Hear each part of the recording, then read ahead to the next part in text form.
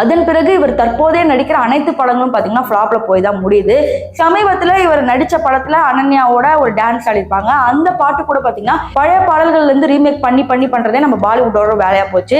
அதுல கார்த்திக் ஆரியனையும் வந்து மறுக்க முடியாது. அவரும் அந்த பாட்டுக்கு ஆடி அதுலயும் வந்து ட்ரோல்ல போய் சிக்கினாரு. இதற்கு முன்னாடி பூல் புல்லையா அப்படிங்கிற இந்த படம் பாத்தீங்கன்னா ஃபுல் அண்ட் ஃபுல் வந்து ஒரு பேய் படம் மாதிரி. அதாவது சந்திரமுகியோட 1, 2, 3 வெர்ஷன்ல இவர் தான் வந்து நடிச்சுட்டு இருக்காரு. அடுத்து சந்திரமுகியோட 4th வெர்ஷன் ஹிந்தியில வரப்போது அதுலயும் இவர் தான் நடிக்க போறாரு. இது போல தொடர்ந்து பல நியூஸ் வந்தாலும் இவர் ஒரு ஐகானிக்கா தான் பார்க்கப்படுகிறாங்க. இவங்களுக்கு சம்பளம் கொடுக்க பல பேர் ரெடியா தான் இருக்கிறாங்க.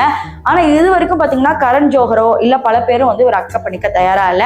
ஏன்னா பல படங்கள்ல கார்த்திக் ஆரியன் அக்செப்ட் பண்ணிட்டு கரண் ஜோஹரோட பிரஷர்னால கார்த்திக் ஆரியன் வெளியே வந்துட்டு தான் பல செய்திகள் இருக்கு. இதையும் தாண்டி அனன்யா வந்து இப்ப பெருசா காட்டணுங்கிறதுக்காக இப்ப கார்த்திக் ஆரியனை மட்டும் வச்சுதான் யூஸ் பண்ண முடியும். சாரா அலிகான பெருசா காட்டணும் அப்படிங்கிறதுக்காக கார்த்திக் ஆரியனை வச்சுதான் யூஸ் பண்றாங்க.